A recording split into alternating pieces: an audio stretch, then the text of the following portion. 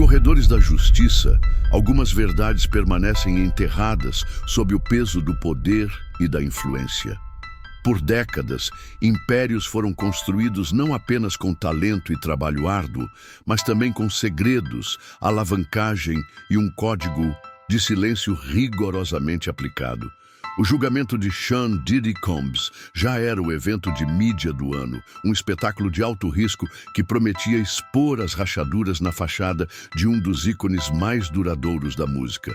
Mas ninguém, nem mesmo os observadores mais experientes do tribunal, estava preparado para o momento que mudaria tudo. Antes de começarmos, se você acredita que a verdade deve sempre prevalecer, não importa o quão poderoso seja o oponente, certifique-se de curtir este vídeo e se inscrever em nosso canal. A história que você está prestes a ouvir é mais do que apenas uma notícia. É um momento que pode redefinir o legado de uma indústria inteira. Você não vai querer perder nossas futuras atualizações à medida que esta história continua a se desenrolar. Tudo começou com um único e inesperado passo. O ar no Tribunal Federal era denso, uma mistura palpável de café velho, colônia cara e uma tensão sufocante. Era, por todos os relatos, para ser mais um dia processual no julgamento de Sean Diddy Combs. Agrupados em suas fileiras designadas, o corpo de imprensa parecia abutres, esperando pacientemente, seus dedos pairando sobre os teclados, prontos para dissecar cada objeção e cada testemunho mundano. As equipes jurídicas, uma falange de ternos perfeitamente cortados, sussurravam estratégias, suas faces impassíveis traindo pouca da turbulência que se desenrolava sob a superfície. A expectativa era para testemunhas programadas, especialistas financeiros e associados menores, cada um adicionando mais uma peça a um quebra-cabeça já complexo. Mas então, um som cortou o murmúrio baixo. O clique suave da trava da porta lateral. As cabeças se viraram. Uma inspiração coletiva, quase imperceptível, percorreu a galeria. Não era um oficial de justiça, não era um advogado chegando atrasado. A figura que emergiu não estava na lista de testemunhas do dia, nem em nenhuma lista que a mídia havia conseguido obter. E então, ele entrou. Justin Combs.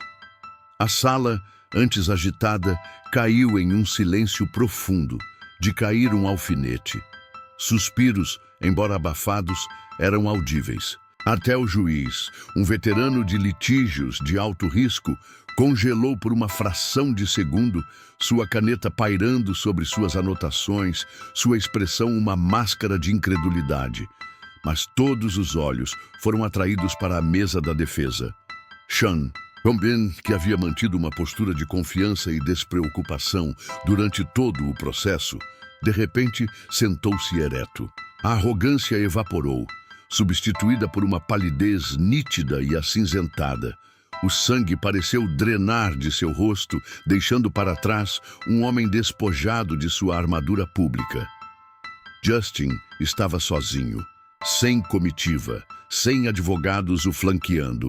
Isso não era uma manobra jurídica pré-planejada, era uma declaração pessoal, um ato de desafio tão chocante quanto inesperado. Ele se aproximou do banco das testemunhas com um andar lento e deliberado, a mandíbula cerrada, os olhos fixos à frente, sem nunca olhar para o homem que era ao mesmo tempo seu pai e o réu. O tribunal prendeu a respiração, um entendimento silencioso passando entre eles. O julgamento inteiro tinha acabado de ser irrevogavelmente alterado. Um filho estava prestes a testemunhar contra seu próprio pai, e o silêncio estava prestes a ser quebrado por uma verdade que havia sido mantida por muito, muito tempo. Com a mão levantada, a voz firme, Justin Combs fez o juramento. Eu juro solenemente. Cada palavra ecoava no silêncio absoluto da sala. A pergunta pairava no ar, tão densa quanto a umidade de Miami do lado de fora. Por quê? Por que um filho, que por toda a sua vida pública havia sido a personificação da lealdade, Agora se sentava em um banco de testemunhas federais, preparado para depor contra seu próprio pai. Durante anos, enquanto os sussurros sobre o império de Didi se tornavam gritos e os vazamentos se tornavam torrentes, Justin havia permanecido como um escudo humano. Em entrevistas, em aparições públicas, sua postura era de defesa inabalável. Ele era o filho que via apenas o magnata, o visionário, o pai que lhe deu o mundo. Sua lealdade era sua armadura, um baluarte contra as crescentes acusações que ameaçavam o nome da família. Ele havia defendido ferozmente o homem que o criou, mantendo um silêncio digno que muitos interpretavam como força e convicção. Mas algo havia mudado. A armadura havia rachado. Talvez tenha sido o peso esmagador das evidências, as histórias que se alinhavam com uma consistência aterradora, pintando um quadro que ele não podia mais ignorar. Talvez tenha sido o profundo e cortante sentimento de traição, a dolorosa constatação de que o homem que ele admirava poderia não ser o herói que ele acreditava. Ou, como os sussurros nos corredores do tribunal sugeriam, talvez tenha sido o momento em que ele foi obrigado, a portas fechadas, a ouvir as próprias gravações de áudio. Ouvir a voz de seu pai, distorcida pela gravação, mas inconfundível, planejando, manipulando, ameaçando. Foi naquele momento, diziam, que a fachada se desfez completamente. O que quer que tenha sido o catalisador, o jovem que se sentava agora no banco das testemunhas, não era o mesmo que havia entrado na vida pública anos antes. Ele não estava mais no banco das testemunhas como o filho de uma celebridade defendendo um legado. Ele estava lá como uma testemunha, um participante relutante, um homem que tinha visto demais e dito muito pouco. A decisão de falar não foi uma estratégia legal.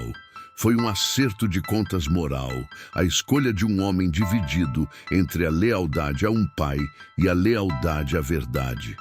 Ele havia escolhido a verdade. Após completar o juramento, ele olhou não para o promotor, mas brevemente para o juiz.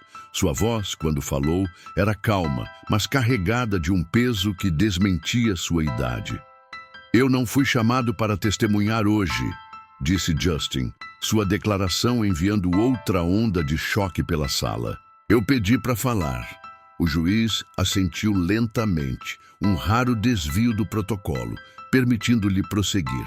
E com essa simples declaração, Justin Combs começou a desmantelar, tijolo por tijolo, a fachada dourada de um império que seu pai havia construído sobre o que ele chamava de celebrações de sucesso. "Senhor Combs", começou o promotor, com a voz calma e nivelada, "descreva para o júri o que eram essas celebrações de sucesso." Justin respirou fundo, seus olhos percorrendo a sala por um instante antes de se fixarem em um ponto distante. "Elas eram tudo o que você imagina que seriam", começou ele. "Eram o ápice do sucesso, ou pelo menos era assim que pareciam. Em nossas casas, em Miami, Los Angeles, fontes em cascata, flautas de cristal com champanhe que nunca ficava vazio, e um quem é quem da indústria do entretenimento. Eu cresci vendo lendas da música, astros de cinema e executivos de estúdio circulando em nossos pátios, suas conversas um murmúrio baixo e importante sob a batida pulsante da música." Ele fez uma pausa e o júri se inclinou para a frente. Para um garoto, era deslumbrante. Para um adolescente, era o universo. Eu estava intoxicado pelo espetáculo, a crença de que meu pai não apenas havia alcançado o sonho, mas que ele era o sonho. Essas festas não eram apenas eventos, eram a validação de seu status, a prova de que ele estava no centro de tudo. Era isso que o mundo via, e por muito tempo foi tudo o que eu vi também. Mas então, sua expressão mudou. Uma sombra passou por seus olhos. No entanto, mesmo quando jovem, havia coisas que pareciam estranhas, fora do lugar. Ele descreveu A política estrita de não celulares. Na entrada, convidados, não importando quão famosos, tinham seus celulares recolhidos e guardados. A explicação era sempre a privacidade, disse Justin.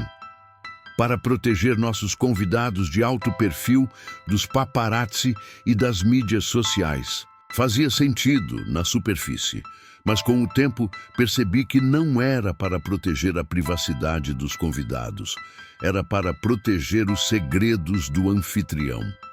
A atmosfera que ele descrevia começou a se transformar. O glamour deu lugar a um sentimento de desconforto. A segurança era onipresente, continuou ele. Não eram apenas seguranças na porta. Eram homens de terno, sombras com fones de ouvido, posicionados discretamente ao longo dos corredores, perto de certas portas. Eles não estavam lá apenas para manter as pessoas de fora. Estavam lá para gerenciar o que acontecia lá dentro. A iluminação, ele explicou, era sempre baixa. A música, um pulso rítmico e hipnótico que criava uma atmosfera quase surreal. Havia sempre salas proibidas, disse Justin, sua voz baixando. Portas que permaneciam fechadas, às vezes com um segurança do lado de fora. Quando eu era criança, me diziam que era negócios. Quando fiquei mais velho, comecei a entender que negócios era um eufemismo. As festas não eram apenas festas, eram palcos.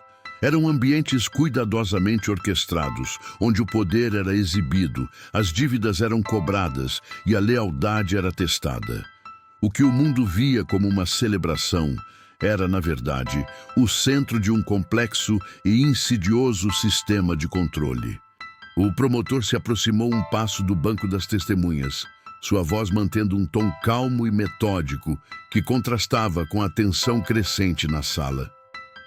Senhor Combs, você mencionou um sistema de controle. Poderia explicar ao júri o que você quer dizer com isso?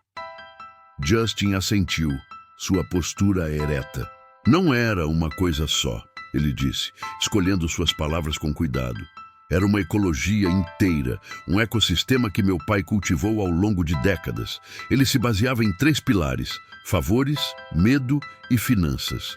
Juntos, eles criavam uma teia da qual era quase impossível escapar. Ele começou com os favores. Meu pai era mestre em identificar o que alguém queria mais do que tudo, explicou Justin. Para um jovem artista, era uma participação em uma música de sucesso. Para um produtor, era o acesso aos maiores nomes da indústria. Para um executivo, era um investimento em seu novo empreendimento.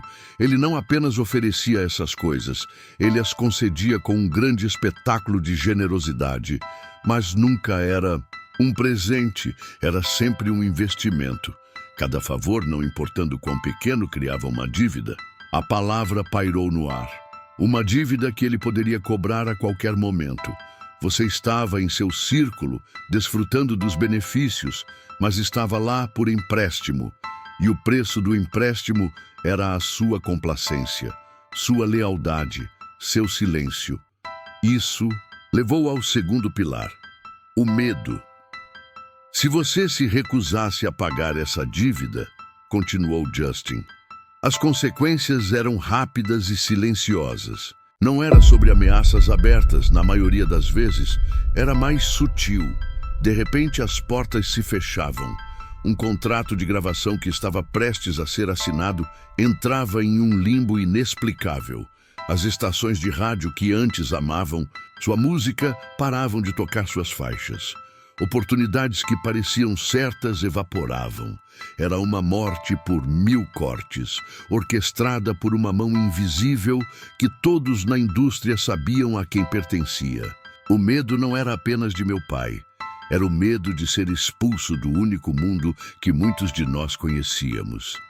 Era o medo de se tornar um ninguém. E o que sustentava tudo isso era o terceiro pilar, as finanças.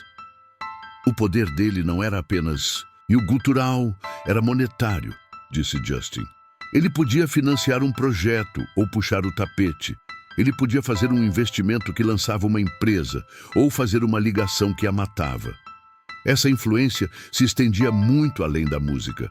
Ele tinha conexões em todos os lugares, e essas conexões eram mantidas por um fluxo constante de dinheiro e poder.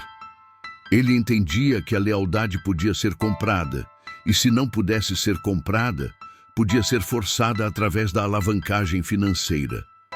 O promotor se aproximou novamente. Você descreve isso como um manual de manipulação, não dito. Qual era a filosofia por trás dele? Justin olhou diretamente para o júri. A filosofia era simples. Todo mundo tem uma fraqueza. Todo mundo tem um preço.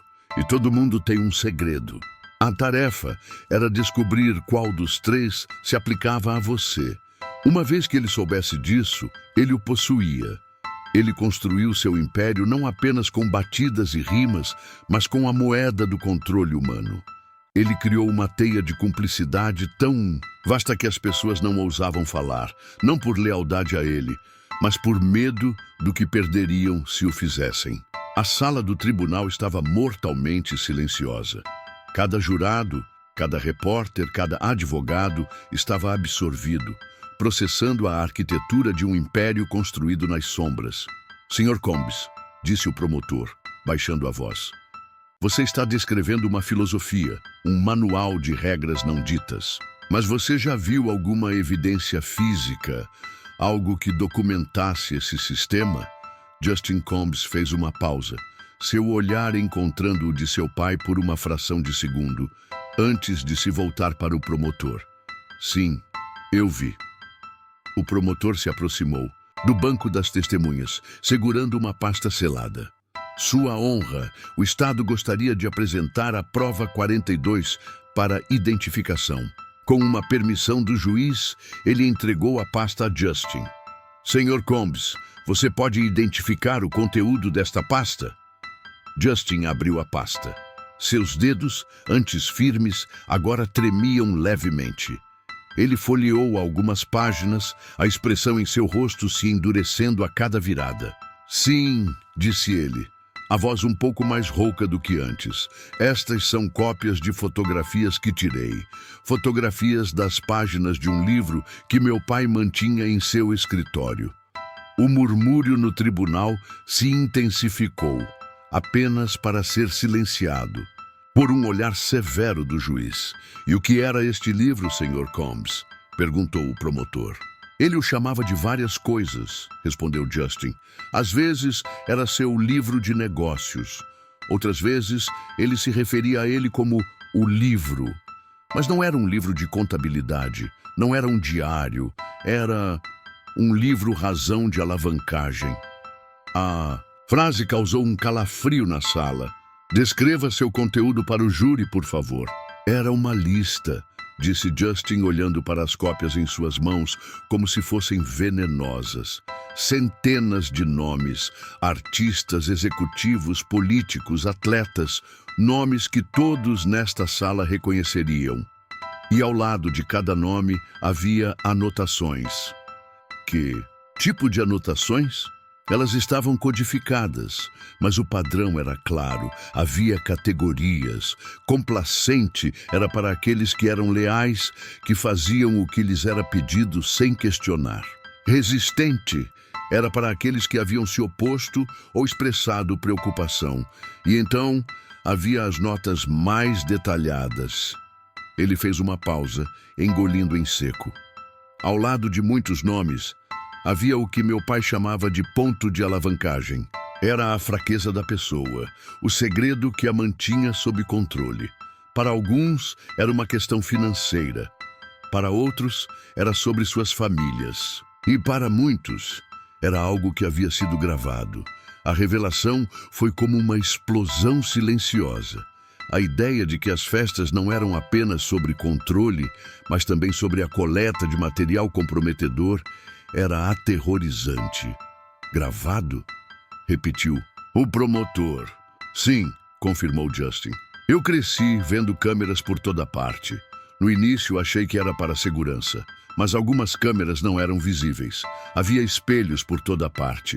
Agora eu entendo por quê. Meu pai acreditava que a informação era a forma mais pura de poder. e ele coletava informações sobre todos. O livro Razão não era apenas uma lista, era um manual de chantagem. Ele detalhava quem poderia ser manipulado, como poderiam ser manipulados e o que poderia ser usado contra eles se recusassem.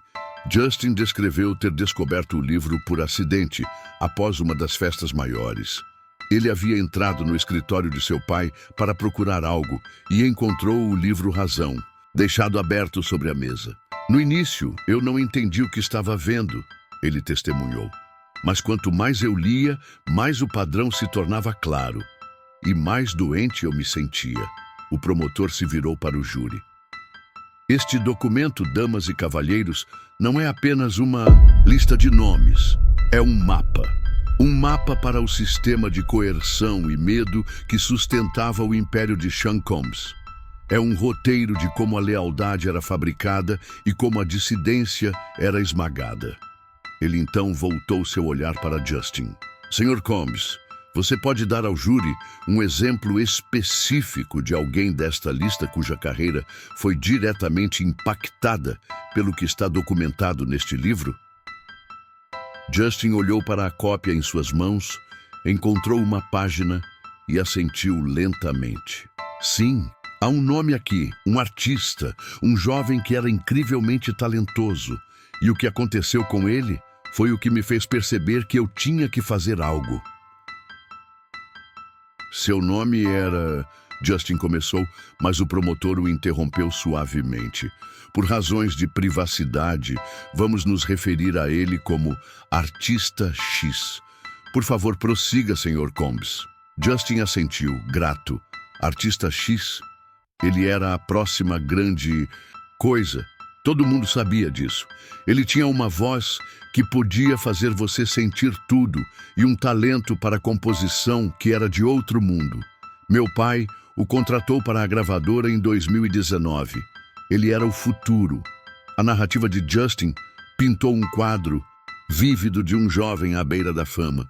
Ele era apaixonado, cheio de ideias e acreditava que tinha encontrado uma família na gravadora, disse Justin. No início, era tudo o que ele sonhava. Sessões de estúdio, colaborações de alto nível. Ele estava nas nuvens. O ponto de virada veio em um dos eventos Celebração do Sucesso, em Miami. Artista X não era realmente do tipo que festejava, explicou Justin. Ele estava lá porque era esperado, mas durante a noite ele viu algo. Eu não sei exatamente o que foi, mas o deixou profundamente desconfortável. Ele veio até mim, parecendo abalado, e disse que precisava ir embora. Eu disse a ele para relaxar, que era apenas como as coisas eram, mas ele insistiu. Justin descreveu como o Artista X tentou sair discretamente, mas foi interceptado por um dos associados de Didi. Houve uma troca de palavras tensa e silenciosa, e Artista X acabou ficando, mas sua expressão havia mudado de desconforto para medo. 3. Dias depois, disse Justin, sua voz firme, seu contrato foi colocado em revisão. Na semana seguinte, seu álbum, que estava programado para ser lançado, foi adiado indefinidamente. Nesse ponto, o promotor apresentou uma nova prova, uma série de correntes de e-mail entre Sean Combs e vários executivos de rádio e chefes de gravadoras. Sr. Combs, você reconhece estes e-mails? Sim, eu os fotografei do laptop do meu pai. Enquanto o promotor lia trechos para o júri, um plano frio e calculista se desdobrou. Um e-mail de Didi para um influente programador de rádio dizia: precisamos colocar um freio no projeto do X. O garoto não é um jogador de equipe. Outro para um chefe de uma grande gravadora sugeria: espalhe a palavra de que ele é instável, difícil de trabalhar. A correspondência detalhava uma campanha sistemática para envenenar a reputação de Artista X dentro da indústria. As datas dos e-mails se alinhavam perfeitamente com o misterioso colapso de sua carreira. Eles o destruíram, disse Justin, sua voz se quebrando pela primeira vez. Ele era o artista mais talentoso que eu já tinha visto, e eles o transformaram em um pária da noite para o dia. As estações de rádio o colocaram na lista negra. Os locais de turnê cancelaram seus shows. Histórias plantadas sobre seu comportamento errático começaram a aparecer em blogs. "Onde está o artista X agora, Sr. Combs?" perguntou o promotor. Justin olhou para baixo. A última vez que ouvi falar dele, há cerca de 1 ano, ele havia se mudado de volta para sua cidade natal. Ele estava trabalhando em uma concessionária de carros. Ele ergueu os olhos, seu olhar encontrando o de seu pai do outro lado da sala. "Eu vi o sonho de um garoto morrer em tempo real. E tudo porque ele não quis jogar o jogo." O tribunal ficou em um silêncio pesado, a história de artista X pairando como uma nuvem escura. O promotor permitiu que o momento se assentasse antes de guiar Justin para a parte mais pessoal de seu testemunho. Sua própria jornada dentro da máquina Combs. "Sr. Combs, você acreditava que estava sendo preparado para assumir os negócios da família um dia?"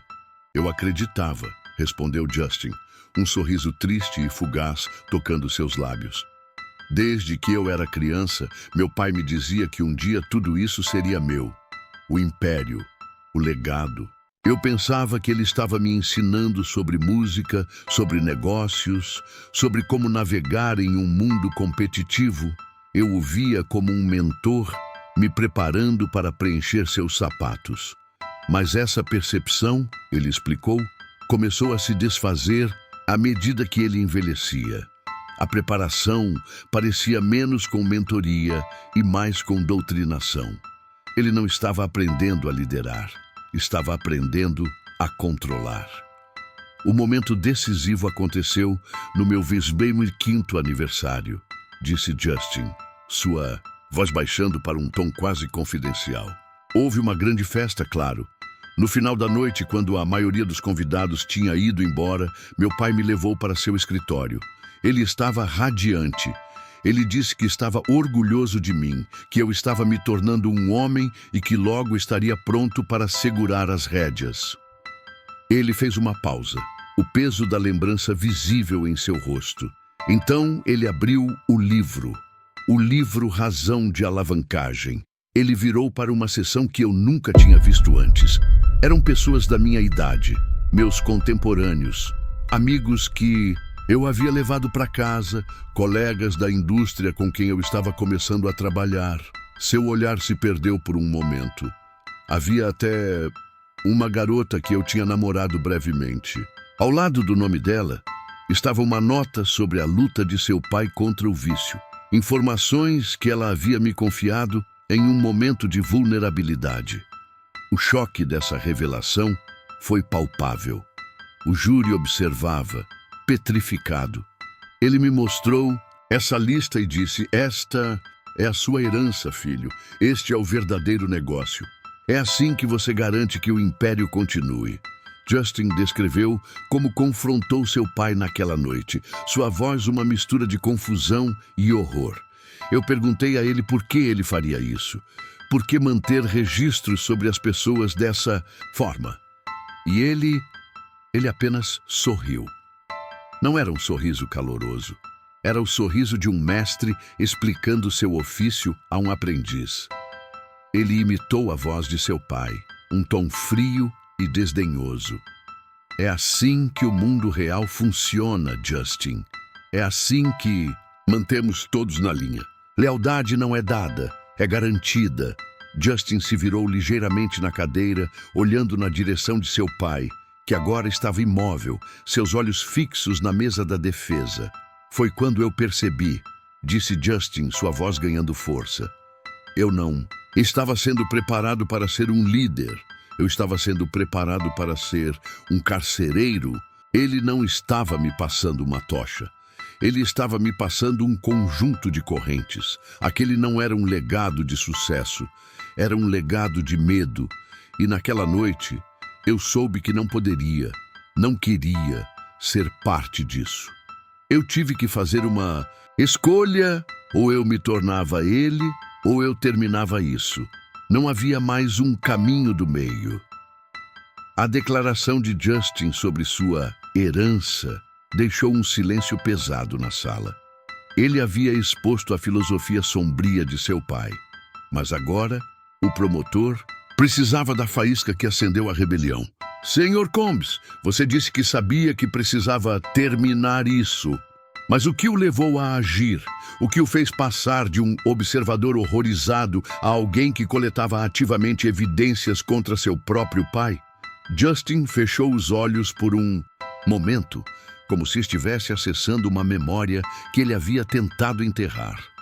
Foi uma ligação telefônica, ele disse, sua voz tensa. Em 2020, eu estava na casa de Miami e ouvi meu pai no telefone no escritório ao lado. Ele estava em modo de crise, mas sua voz era assustadoramente calma. Ele descreveu o que ouviu. Alguém do outro lado da linha estava em pânico. Havia acontecido um incidente em um hotel. Uma jovem. Ela estava ferida. Eu não ouvi os detalhes do que aconteceu com ela, mas ouvi a resposta do meu pai.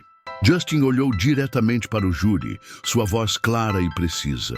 Eu ouvi meu pai dizer, acalme-se, já está resolvido. A filmagem do hotel sumiu, a equipe não vai falar, ela receberá um acordo generoso.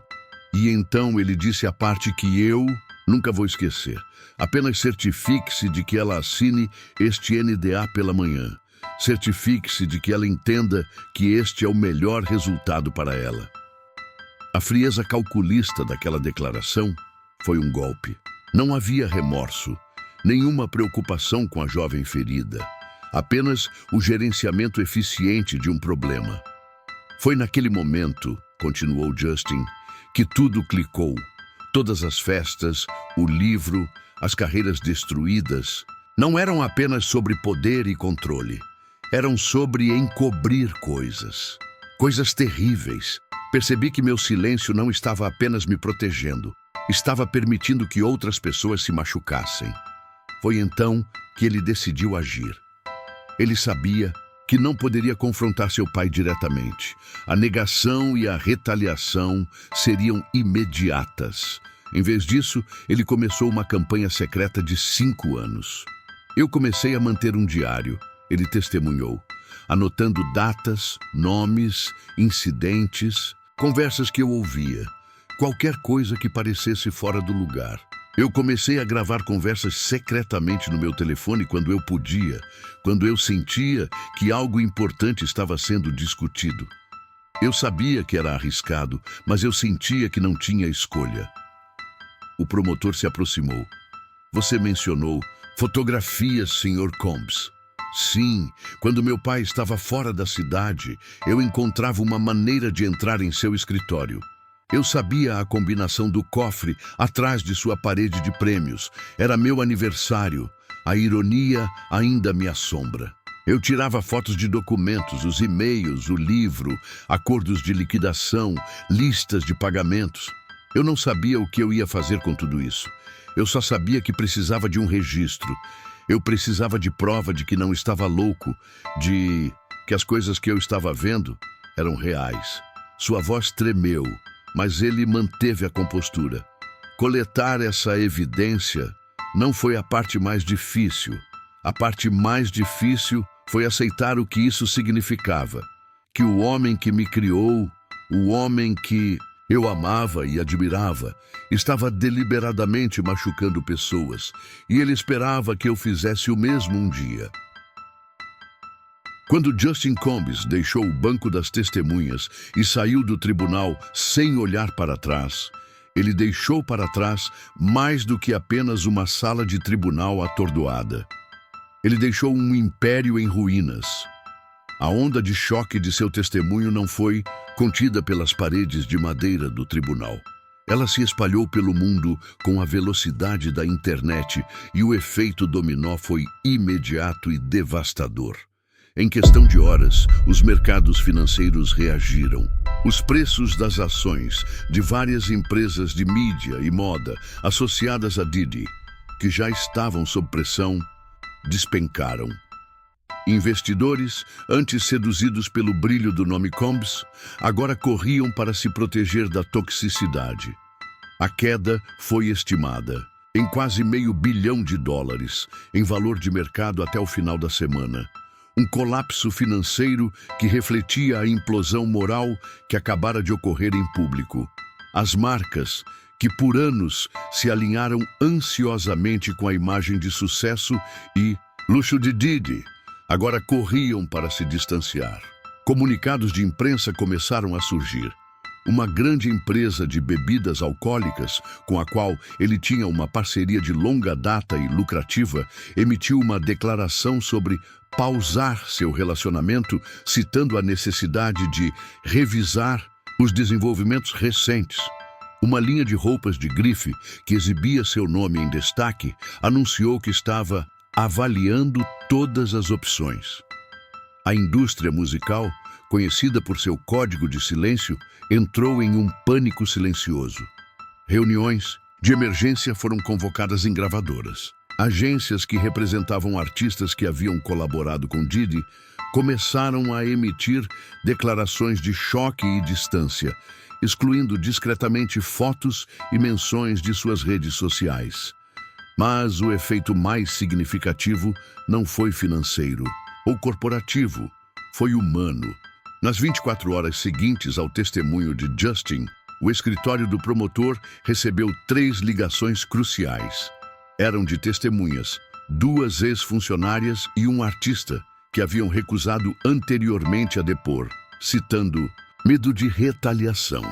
Inspirados pela coragem de Justin, eles agora estavam dispostos a falar.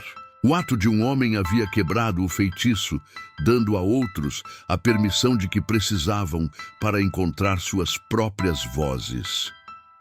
As redes sociais se tornaram uma tempestade de fogo. O hashtag #WakeJustinSpokeUp, Justin falou, se tornou tendência mundial. Não era apenas sobre fofocas de celebridades. Era sobre um acerto de contas cultural. Sobreviventes de abusos na indústria, muitos dos quais permaneceram em silêncio por anos, começaram a compartilhar suas próprias histórias, criando um coro de vozes que ecoava o testemunho de Justin. Entrevistas antigas de Justin, onde ele parecia visivelmente desconfortável ao lado de seu pai, ressurgiram, agora vistas sob uma nova e trágica luz. A reação foi um testemunho do poder de uma única voz corajosa. O que Justin Combs havia feito não foi apenas apresentar provas em um tribunal. Ele havia acendido um pavio. Ele havia quebrado o código de silêncio que havia protegido os poderosos por tanto tempo. E ao fazê-lo, ele desencadeou uma avalanche, provando que, embora a verdade possa ser pesada, o peso do silêncio é, em última análise, insuportável. Nos dias que se seguiram, a narrativa do julgamento de Sean Combs mudou fundamentalmente. Não se tratava mais de se ele seria considerado culpado ou inocente aos olhos da lei. O veredito no Tribunal da Opinião Pública já havia sido proferido, selado não por uma decisão do júri, mas pelo testemunho de seu próprio filho. Legalmente, o caso nunca chegou a um veredito. Com as evidências se acumulando e mais testemunhas se apresentando, a pressão sobre a equipe de defesa de Diddy tornou-se insuperável. Um acordo judicial foi discretamente negociado, um acordo cujos termos permanecem selados, mas cujo resultado foi inconfundível. O império, como o mundo o conhecia, havia acabado. Mas o momento mais duradouro do julgamento não foi a resolução legal. Foi a declaração final, não dita por Justin Combs. Depois que seu testemunho foi concluído, o juiz, em um momento de rara franqueza judicial, se dirigiu ao tribunal. "Que fique registrado", disse ela, sua voz ressoando com autoridade, "que esta corte reconhece a imensa dificuldade e o custo pessoal de testemunhar contra a família, especialmente um pai. A disposição do Sr. Combs de se apresentar, apesar do custo, exemplifica o mais alto propósito de nosso sistema de justiça, que a verdade deve prevalecer, não importa o quão poderosos sejam aqueles que a esconderiam. Enquanto o juiz falava, Justin permaneceu de pé, e pela primeira e única vez durante seu depoimento, ele se virou e olhou diretamente para seu pai. Ele não falou, mas seu olhar era claro, cortando a distância entre o banco das testemunhas e a mesa da defesa. Então, ele se virou e saiu da sala do tribunal. Ele não falou com a imprensa que o esperava. Não houve aceno triunfante, nem postura para as câmeras. Ele simplesmente saiu, com a cabeça erguida, mas com os ombros carregando o peso de uma vida inteira de silêncio, agora finalmente quebrada. Seu legado não seria definido pelo império que ele se recusou a herdar, mas pelo momento em que ele escolheu desmantelá-lo. Mais tarde, naquele dia, ele postou uma única mensagem online. Era uma foto em preto e branco de si mesmo quando criança, sorrindo inocentemente ao lado de seu pai. A legenda dizia: "A verdade é pesada, mas as mentiras são mais pesadas. Eu escolho a luz." Em poucas horas, tornou-se o post mais compartilhado da história do Instagram. O julgamento de Sean Combs não terminou com uma condenação, mas com um acerto de contas. E a imagem final que o mundo reteve não foi a de Diddy, o magnata, ou de Justin, a testemunha. Foi a imagem das portas do tribunal se fechando, marcando o fim de uma era de silêncio e o começo de uma conversa dolorosa, mas necessária, sobre o verdadeiro custo do poder. Era o legado de um pai, redefinido para sempre pela escolha de um filho.